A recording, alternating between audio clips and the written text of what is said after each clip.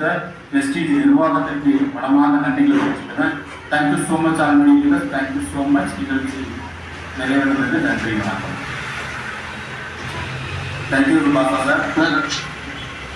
ரொம்ப சந்தோஷம் சார். நான் அசோக் பேசுகிறேன்.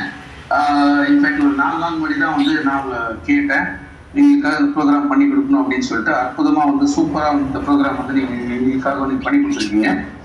இன்ஃபேக்ட் சில விஷயங்கள் உங்கள்கிட்ட கேட்கணும் சார். இப்போ நீங்கள் ஒரு மளிகை கடையில் வேலை பார்த்துட்டு இருக்கும்போது, லைக் ஒரு படிப்பு இல்லை, மளிகை கடையில் வேலை பார்க்குறீங்க. ஸோ அப்படி இருக்கும்போது நீங்கள் ஒரு 4 பேர்கிட்ட போய் பேசும்போது அவங்க நீங்க சொல்றத ஏத்துக்கிட்டாங்களா, இல்ல நீங்க சொல்றத அவங்க கேட்கிற பொறுமை அவங்கள்ட்ட இருந்தா? இல்ல, முதல்ல எல்லாருக்குமே நான் சொல்லக்கூடிய விஷயங்கள் வெளியில இருக்கிறவங்க இல்ல, என் குடும்பத்தில் உள்ளவங்களே ஏத்துக்கிட்டேன். பிறந்தது அக்கா தங்கச்சி 4 பேர். என்னுடைய மனைவி வழியில இருந்தது அவங்க அண்ணன், அவங்க அக்கா. அவர்களே இந்த தொழிலை முதல்ல ஏத்துக்கிட்டாங்களா அப்படின்னா இல்லை. அவங்க எல்லாருக்குமே அவங்க பார்த்தது இதெல்லாம் சரியா வருமா, நடைமுறைக்கு சாத்தியமா, இப்படிதான் சொன்னாங்க.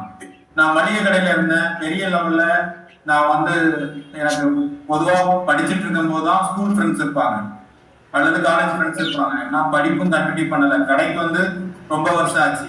பெரிய மக்கள் தொடர்பு கிடையாது. கடைக்கு வர்றவங்க போறவங்க தான். அதை விட்டா நான் போய் மளிகை கடையில ஜாமான் வாங்குறவங்க தான். அவங்களுக்கு கடையை விட்டு யாருமே வர மாட்டாங்க. அப்படி இருக்கும்போது நான் எப்படி இந்த வியாபாரத்துல வெற்றி அடைஞ்சேன் அப்படின்னு சொல்லியாச்சுன்னா, தொடர்ந்து நான் பயிற்சியில கலந்து கொண்டதுதான். என்னுடைய அப்ளைன் லீடர் மிஸ்டர் டிவிஎஸ் கவுண்டராசர் வழங்கக்கூடிய ஒவ்வொரு பயிற்சியிலையும் நான் கலந்துக்கிடுவேன். அவர்களோடையே நெருக்கமாக பயணம் பண்ண ஆரம்பிச்சேன். அதன் மூலமாக என்னுடைய திறமையை நான் கொஞ்சம் கொஞ்சமா மெருகேற்றிக்கிட்டேன். இந்த துறை மீது ஒரு நம்பகத்தன்மையை ஏற்படுத்திக்கிட்டேன். நாங்களாம் முந்தி இருந்த காலகட்டத்துல திருநெல்வேலியில நிறைய பயிற்சி நடக்காது. சென்னைக்கு தான் நாங்கள் பயிற்சி கலந்துக்கிட்டு வரணும். ராஜன் சார் கொடுக்கக்கூடிய பயிற்சியை நாங்கள் சென்னையில தான் கலந்துக்கணும். அப்படி நான் ஒவ்வொரு இடங்களுக்கும் பயணம் பண்ண ஆரம்பிச்சேன். இந்த தொழில நான் முன்னேறணுங்கிறது என்னுடைய தனியாக தாகம். எனக்கு ஏதாவது ஒரு வாய்ப்பு வேணுங்கிறதுனால இதை கெட்டியா பிடிச்சுக்கிட்டேன். எனக்கு யாரும் நான் சொல்லி சேரலாங்கிறத பத்தி நான் யோசிக்கல. இந்த வியாபாரத்துல வருமானம் இருக்கு, வாழ்க்கை மாற்றம் இருக்குங்கிறத நான் பார்த்துக்கிட்டேன். என் கண்ணு முன்னாடி நிறைய தலைவர்கள் வளர்ந்துட்டு இருக்காங்கிறதையும் நான் பார்த்தேன். அதனால தொடர்ந்து இந்த தொழிலை நின்றுட்டே இருந்தேன். இந்த தொழிலை யார் வெற்றி அடையலாம்னா, தொடர்ந்து இந்த தொழில யார் பயணம் பண்றாங்களோ அவங்க வெற்றி அடையும். Right sir. நீங்க இப்ப ஆரம்பத்துல ஒரு 100 ரூபா கூட உங்க வருமானம் இல்லை. ஆமா சார். போல்ராஜ் சார் உங்களுக்கு எத்தனையோ விஷயங்கள் சொல்லியிருக்கலாம், ரைட்?